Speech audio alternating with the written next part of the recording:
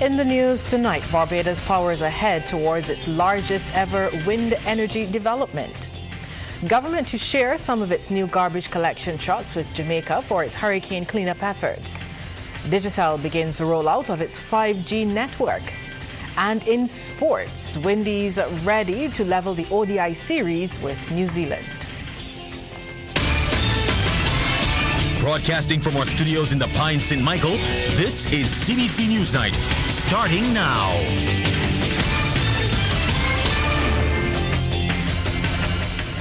Good evening, I'm Lisa Broom. Thank you for tuning in. In our top story tonight, the government of Barbados has officially launched the pre-qualification process for the 50-megawatt Lamberts and Castle wind project, the country's largest ever wind energy initiative.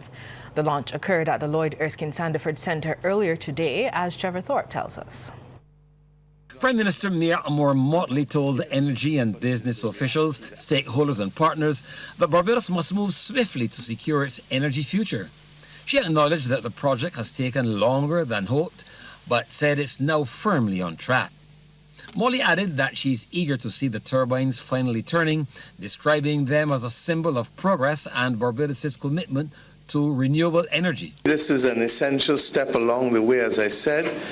Ed, it has carried us and Roger further than we've ever been, but we are not there yet.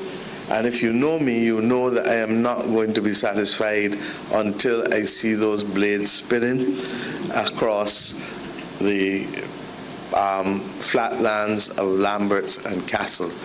And this is a necessary step, but it is not where we intend to stay. The Prime Minister also expressed satisfaction with how residents in the project area have been accommodated throughout the process. I am so happy that we've been able to find common purpose with the residents of the communities and to find a win-win for them that protects them but equally allows them to benefit in a tangible way. We cannot, as I said, take time, long time, to do the things that are necessary for our survival. Transaction Director at the International Finance Corporation, Elizabeth Marcano, praised Barbados for setting a global example in renewable energy development. Barbados now has a comprehensive framework to advance climate resilience, bolster disaster preparedness, and unlock new avenues for growth and investment. It is the first strategy of its kind in over 30 years, and it is grounded in partnership, innovation, and private sector mobilization. The IFC official told the audience a net zero future is within reach. Trevor Thorpe, CBC News. Barbados will be providing some of its newly acquired garbage trucks to Jamaica as part of a wider relief effort following the devastation of Category 5 Hurricane Melissa. Prime Minister Mia Motley made the pledge yesterday after joining a CARICOM delegation led by Jamaica's Prime Minister and CARICOM Chairman Dr. Andrew Holness on a tour of areas hardest hit by the hurricane last month. Barbados has already dispatched a field hospital to support Jamaica's medical needs, and Prime Minister Motley says Barbados will continue to offer assistance, giving up 4 of its 8 new garbage trucks. The displacement in Jamaica is more than 3 times our population, just to give it scale. And then we want to be able to help with some equipment that we may have as well, in particular garbage compactor trucks. We just took 8. We will give up 4 of the 8 and try to get them to Jamaica. The government is reporting a significant budget surplus thanks to strong revenue performance between April and September this year. Delivering a ministerial statement in Parliament this morning, Minister in the Ministry of Finance Ryan Strawn said robust collections of corporation tax and value-added tax were the main drivers of the surplus. Total revenue for April to September 2025 amounted to $2,163.09 million, compared with a target of $1,790.02 million. The composition is broad-based, with notable strength in income and profits, and a positive result in goods and services. Income and profits collection total $933.74 million against a target of $517.6 million.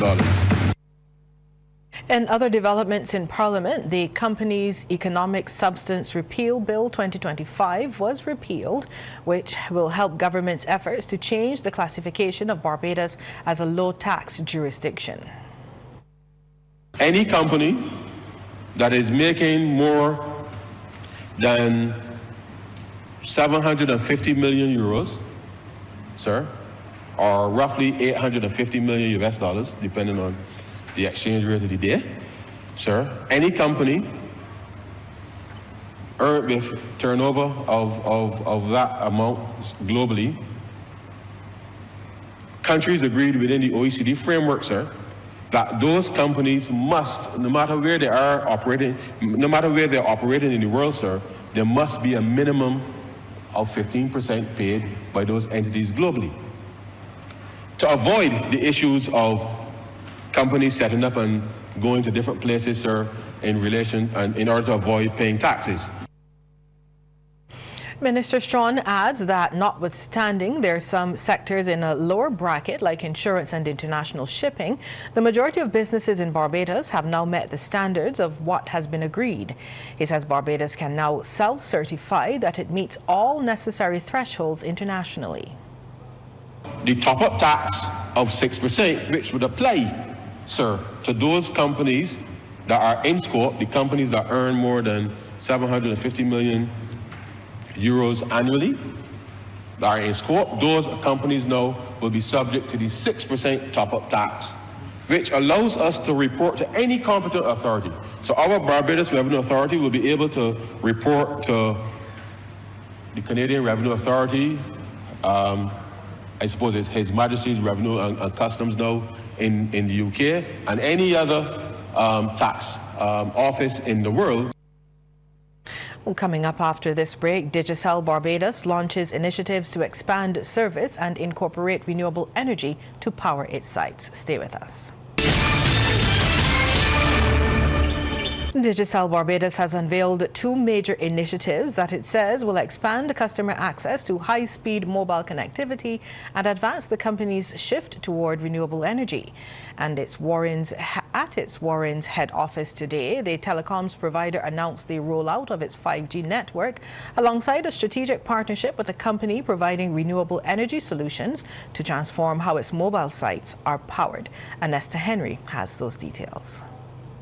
According to Digicel Barbados CEO Natalie Abrams, customers have already begun experiencing lightning fast speeds, lower latency, and the ability to connect more devices simultaneously as the 5G network comes online. This means smoother streaming, smarter businesses, and stronger connections. Whether you're running a small shop, studying online, or innovating in the digital economy. Digicel's Chief Technical Officer Sharad Aline says the 5G rollout is ongoing, but service is already available in high traffic zones across the island. Where there's a lot of activity, so persons will see it around the airport, seaport, they will see it in Bridgetown, Warrens, Green Hill, some parts of St. George and surrounding areas, Sheraton, and those areas. Digicel has partnered with Caban Systems Inc., a provider of renewable energy solutions. Mrs. Abrams says the partnership will fundamentally change how Digicel powers its mobile sites, moving toward greener, more resilient systems. It's a strategic partnership that will deploy solar power and battery storage across our mobile sites to keep our network running even during natural disasters, while reducing our reliance on diesel and lowering our carbon footprint. This initiative ensures that when our customers need us most, especially during storms or power outages, Digicel remains connected, reliable, and resilient. Caban started rolling out solar sites across Jamaica just before Hurricane Melissa hit the island last month.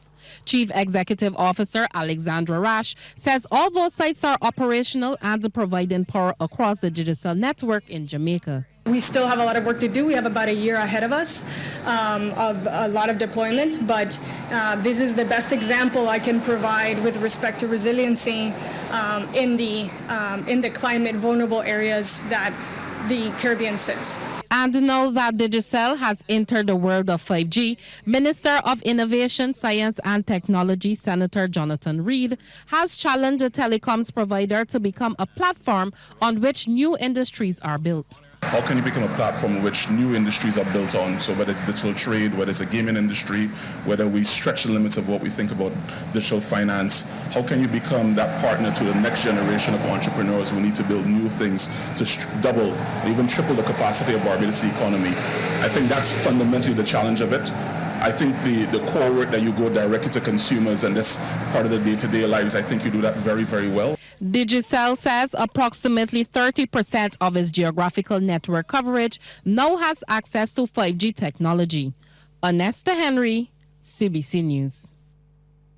A call for a return to moral grounding and renewed responsibility was made recently as a local faith-based group gathered to highlight what they describe as the growing decline in values and family life. Deanza Roberts was there and she filed this report. It was a message rooted in scripture and delivered with urgency. Founder of Prayer Warriors International, Pastor Courtney Selman, says the launch Let's Make the World Morally Better in hope of spreading the message beyond the country borders. He opened with a passage from Deuteronomy, urging parents and communities to teach truth diligently, a call, he says, that has been ignored for far too long. We have dropped that moral ball. It has created a gaping void in some of our homes, in the communities, and sad to say, even in some of our churches, which is now debilitatingly replaced with lovelessness, crime, immorality, and other maladies. He linked what he sees as a downward slide to a lack of morals in communities. Why is it crucial to focus on morality in our daily lives, Sally? Because morality is the foundation upon which we build trust, community, and resilience. It guides our decisions, informs our interactions, and ultimately shapes the society we want to create and to live in. In the world often clouded by distractions, hate, selfishness, anger, and division. My friends, returning to moral principles and values are not just necessary, but it is vital. It is a renewed call for moral leadership, one they hope will speak real change in homes, schools, and communities. Deanza Roberts, CBC News. Well, the National Transformation Initiative, NTI, marked its 5th anniversary last night with an award ceremony recognizing the learners, partners, instructors, and organizations driving Barbados' progress through lifelong learning and digital advancement. We hear again from Deanza Roberts.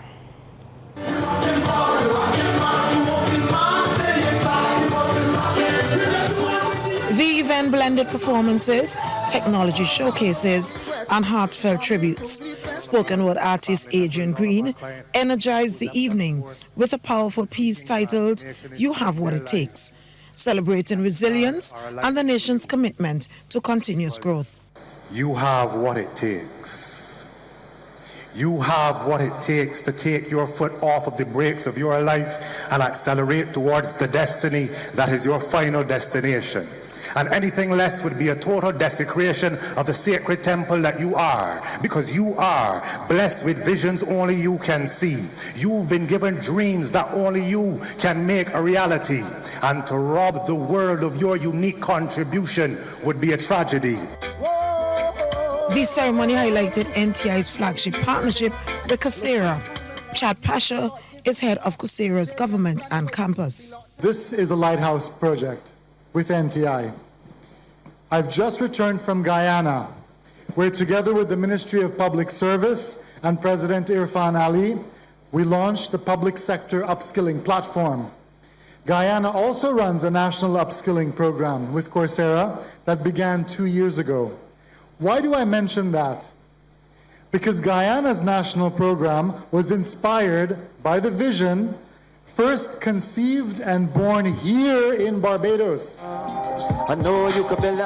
Pre-recorded from abroad, Prime Minister Mir Amor Motley reminded learners that lifelong learning is now national security, calling every certificate earned a contribution to a stronger Barbados. In a world shaped by artificial intelligence, cybercrime, the climate crisis, and of course fake news, the first line of defense for a small nation is not anymore a big army.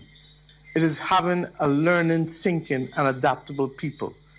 When our citizens can read data, understand technology, serve with excellence, and think critically, then no one can easily exploit us, divide us, or indeed leave us behind.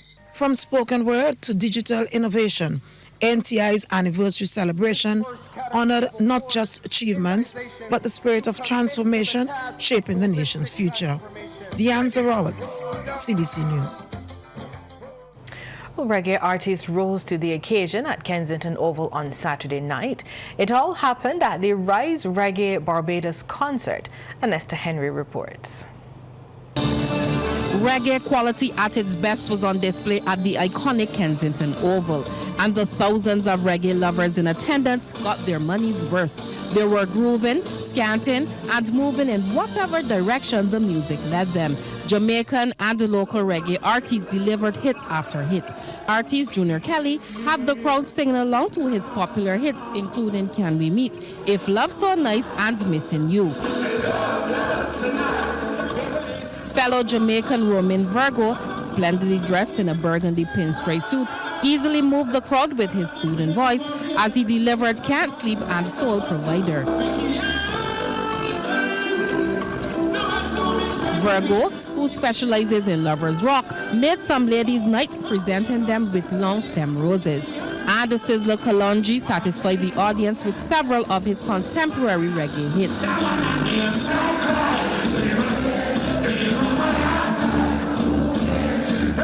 Decked out in a suit and a cape, he made his grand entrance on stage singing Show Us the Way. Then the showers came, and so did the umbrellas, but the energy from Sizzler didn't wane. He treated his fans to For You, Dry Cry, and the popular tribute to mothers, Thank You Mama. Risa Garnt and the impressive Roots also took to the stage, delivering an energetic performance of a range of reggae hits. Garnt, who also invited other female artists on stage, represented woman power well in her attire and performance, and the female musicians deserve a round of applause as well. DJs also kept the audience entertained during live band switches, maintaining that energy. There was a special moment during the show when Virgo delivered a powerful rendition of Jamaica's national anthem. That island's flag was seen on stage and throughout the crowd. A powerful, memorable performance at Rise Reggae in tribute to the land of reggae, where half the population is reeling from the devastation caused by Hurricane Melissa. Anesta Henry, CBC News. Well, it's sports time now. We head over to Amory Burke, who's standing by live in studio with the details. Good evening, Amory. Good evening to Lisa, and good evening to our viewers as well. Now, the West Indies heading to tonight's second one international with New Zealand, having a clear mission: keep the series alive and prove that their narrow defeat in the opener was nothing more than a missed opportunity. The Windies fell just 7 runs short in the first ODI, so they come into the second with the belief that they can still level the series. There are meaningful signs of growth in both the batting and bowling departments, with the batting showing greater resilience and the bowling unit displaying improved discipline. Ahead of this second encounter, pacer Jaden Seals has expressed full confidence that the attack can sharpen its lines and lengths to finish the job this time around, and has also backed the batters to be more assertive. We've been coming together well as a batting group. Yeah, we didn't get the big start that we would like in the power play with the T20s, and even yesterday in the first ODI the day before, but to see the way the guys hold it together and that they were fighting for the team and batting balls and trying to get accustomed to the conditions, and then Shofi, in the way he fought back from his little lean patch there, I kind of could have seen it coming, because throughout the day he was just really quiet, which is unlike him. And he formulated his plan in the dressing room. He went out to bat. You could have seen that he was digging in. He was trying to get a start. And then he played some shots that made all of us think, right, yeah, he's somewhat looking like himself. And we all believe that he would have gotten runs at some point. Casey and Shea, they've been doing it for the past year and a half. So props to them, just for them to keep doing it, keep putting out those big performances for the team. And obviously not every game they're going to perform, so it's for the guys around to keep putting their hands up. Like we saw in the first game, we had a lot of starts, so it's just for the boys to continue and try and push on. The pitch at the McLean Park in Napier is expected to favor the batters, and Seal says it is for the Windies to have a good gauge of the conditions. Assess fast and formulate plans while out there on the field, because we obviously have our own plans going into the game for different batsmen and different bowlers, but on the day, once the pitch is looking a different way or the outfield is big on one side or a strong wind factor like the last match, we have to formulate plans to get them to play to where we want them to and try and restrict them for as less runs as possible. And the second ODI between the West Indies and New Zealand is set to start at 9 p.m. Barbados time. Well, in a top-of-the-zone clash today in the COB Herman Griffith Primary School's cricket competition, St. Gabriel's defeated St. Cyprian's boys by 9 wickets to go top of the Ricardo Skeet Joe Garner zone. Playing at Blenheim, St. Cyprian's batted first and reached 96 for 4. CBC's Anmar Goodrich voice was there. St. Cyprian's boys batting first, Jarius Graham to Daron Herwood, who picks up the first boundary of the innings, just playing this one gently to the fence. His opening partner, Liam Lowe, was also getting in on the action. This is a lovely punch and gets value for the shot. 4 more. St. Gabriel's finally got the breakthrough. Yearwood hitting this one straight to the fielder. Jasper King takes the lovely catch. Reagan Wiggins, the bowler, he goes for 7, 40 for 1. Lowe this time whips out his broom and decides to sweep this delivery away. That's another 4.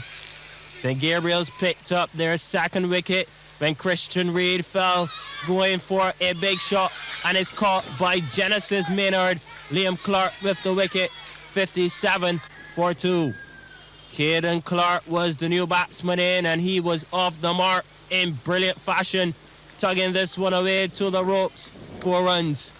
But the very next ball, Clark had his namesake, LBW. Finger goes up. Caden Clark has to walk back to the pavilion. The other Clark, Liam, celebrating with the score, 61 for 3. The wickets were falling like bowling pins at this stage. This was absolutely brilliant from Liam Clark again. Caught and bowled. Zakai Rifa, the batter, had to go. Kai Headley now at the crease. That's 2 full and is pulled to the boundary for a much-needed 4. Headley would get another boundary in quick succession as well. Swinging hard, and it goes to the third-man fence as St. Cyprian's reached 96 for 4 in 20 overs. Anmar Goodrich boys, CBC Sports. The Business Report, brought to you by the Youth Entrepreneurship Scheme, a department of the Ministry of Youth and Community Empowerment, supporting young entrepreneurs from idea to enterprise. The IAM conference is set to expand significantly. The announcement was made by business development consultant with the Youth Entrepreneurship Scheme, Celia Cullimore, during today's Business Over breakfast held at the Savannah Hotel. The session attracted a diverse group of entrepreneurs for the one-day event. Officials also discussed plans on tonight's Yes Business Report. Here's Trevor Thorpe with that story. Ms. Cullimore says Yes is leading the ideas arena for the first time, which augurs well for the future, and the IM conference, she said, will be even bigger next year. She said the energy exhibited by participants was positive and encouraging. I'm excited to share that YES will be hosting the YES Ideas Arena for the IAM Conference Friday, November 21st, 1:30 p.m. at Hilton Resort, Barbados. It's an opportunity for entrepreneurs, whether you're in school, whether you are self-employed, or you have a business idea, you're between the ages of 18 and 35, you have the opportunity to win cash prizes up to $5,000. We're asking entrepreneurs to show their creativity, innovation, and their ambition to really not just only have an idea, but to solve a problem within our marketplace. 10 entrepreneurs will move forward to the final pitch tank on Friday, and it's an opportunity for them to showcase their talent, showcase their business idea, and be judged from a panel who will be giving them feedback on their performance.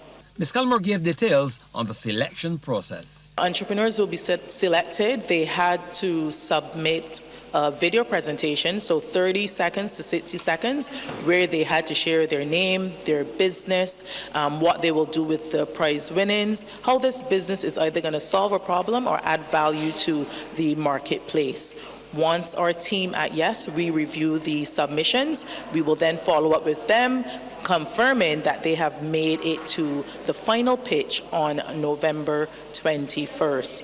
On the day of the pitch, they have 5 minutes to share their idea, followed with 5 minutes of feedback from the judges from the panel. General Manager of the Barbados Youth Business Trust, Cordell Ferguson, told the gathering the business over breakfast is part of the activities of Global Entrepreneurs Week. It's an opportunity for us to provide our entrepreneurs with topical areas that can help them to build their businesses. It's also an opportunity for them to network with others in the industry. So we are talking other entrepreneurs, we're talking business support organization, we're talking funders, sponsors, all of those persons are sitting in the room and giving the opportunity for our young entrepreneurs to expose their businesses and themselves to growth potential. The activities will reach a climax on November 21st, the day of the final pitch given by the entrepreneurs. Trevor Thor for the YES Business Report. Efforts to make on-island exploration easier and more intuitive for visitors through a new digital wayfinding systems and integrated payment tools compatible with major international platforms. The enhanced digital infrastructure was highlighted yesterday as Ambassador Cruise Lines Renaissance made its inaugural call at the Bridgetown port. The ship brought 938 passengers to the island, reinforcing Barbados' ambition to strengthen its position as a premier home porting hub in the Southern Caribbean. Chief Operations Officer at the Barbados Tourism Marketing Inc., Cheryl Carter, described the Renaissance first call as a powerful endorsement of Barbados as a premier port destination in the region. She said cruise lines serving both North American and European markets continue to see a strong long-term value in home porting from Bridgetown. Ms. Carter also highlighted ongoing investments at the Bridgetown port. Planned infrastructure upgrades include modernized berthing facilities and improved passenger flow systems, which are designed to support sustained growth in both cruise and cargo operations.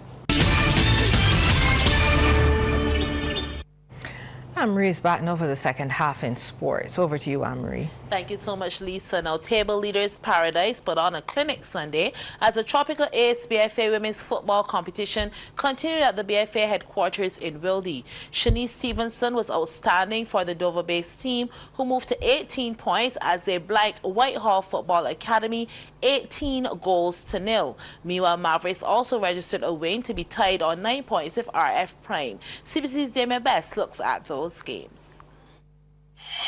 What a backdrop for this one. Paradise in the blue with the yellow trim taking on Whitehall. Paradise pressing for the opener. Takeda Hope Downs with some space in front of goal, drills it, 1-0. Goals were poured in. After that, Whitehall caught ball watching and would pay the price. Rian Hinkson, left foot, corner pocket, 2-0. 14 minutes on the clock. Hope Downs was back at it once again. This time she was fortunate to be in the right place at the right time. The half clearance is settled and placed beautifully, 3-0. The hat-trick will be completed in the 32nd minute from the goal kick. Hope Down says, I'll have that. 4-0 now. Nothing going the way of Whitehall. 9 goals scored in the first half. Rhiann Hinkson, Solange Holford, Rania Payne, all getting on the score sheet. Second half business. Surgical pass, and Nautica Worrell converts. Worrell got a brace. So too did Saraya Toppin Herbert. Shots were coming from all angles. So Nelly Trotman joined the 7 other players on the score sheet. But the star of the night was Shanice Stevenson, finding the back of the net on 6 occasions. The 48th, 55th, 59th, 62nd, 67th, and 69th minutes. In the end, Paradise with a massive win over Whitehall, 18 goals to 0. Second matchup on our highlights reel featuring Technique versus Mavericks in the orange. Wonderful ball over the top. Goalkeeper cannot hang on. T. Renee Clark, the beneficiary, 1-0. That was the 18th. Technique responded 12 minutes later. Well, that is an early Christmas gift. The irony, Miracle Maynard is the goal scorer. We're tied at 1-1. It didn't take long for Mavericks to restore their advantage. 4 minutes later, Clark at the back post, 2-1 then. Let's head to the second half. The neat step over and clinical left foot goal of the evening from Michaela Aline. Have to see it one more time. Oh, how sweet it is. 3-1 then. Technique would cut into the deficit via Kalima Mathias with an own goal. Heartbreak for her. But that was all she wrote. Mavericks taking the 3-2 win over Technique. Damien Best, CBC Sports. In the other match played, Empire defeated RF Prime Academy 3-1 to move to second spot on 12 points. As renaming of the grandstand at the Garrison Savannah to honor Sir David Seal took center stage, on the track there were 3 featured races on what was a J.B. Simpson race day. One of them was the renaming of the grandstand trophy handicap, won by jockey Lester Edwards on board Paper Trail. And the starter sends them racing. And Major Dan was quickest into stride. Nostradasa is holding him every step of the way now as she goes on by and she takes the lead. It's Nostradasa. Here goes Paper Trail on the outside. Major Dan is in third, dropping out into fourth position is Lightning Lewis and joined by stable companion Donna Strubling. That's the way they race as they zip down the back stretch. And it's a ding-dong battle up front as Paper Trail has taken Nostradasa off the bit. She's now in just about a length and a half behind. In third position is Major Dan. Then comes Donna Strubling and Lightning Lewis. They've zipped through an opening quarter of 25-2. They race towards the quarter pole, and it is Paper Trail in front. Nostradasa is still there. In third position is Major Dan. The others will have quite a bit of work to do as they come to the top of the lane, and it is Paper Trail getting left-hand encouragement. Nostradasa is trying desperately to get back on terms. Inside the final furlong they come, and it is Paper Trail in front. The others are trying desperately, but I don't think they're going to get there. A lot will have to be done as Paper Trail runs away with this one. Paper Trail impressively wins it. Paper Trail wins it. Major Dan second. Donna Strubling came out of the clouds. Nostradasa and Lightning Lewis in 1-11-1. Well, this just coming to hand after months of anticipation. The House of Representatives today overwhelmingly passed a bill ordering the release of the Justice Department's files on late sex offender Jeffrey Epstein. It passed 427-1 with Republican Clay Higgins as the only vote against the measure. The bill will now head to the Senate where its fate is uncertain. And that's news for tonight. On behalf of the entire team, thank you so much for tuning in. Good night.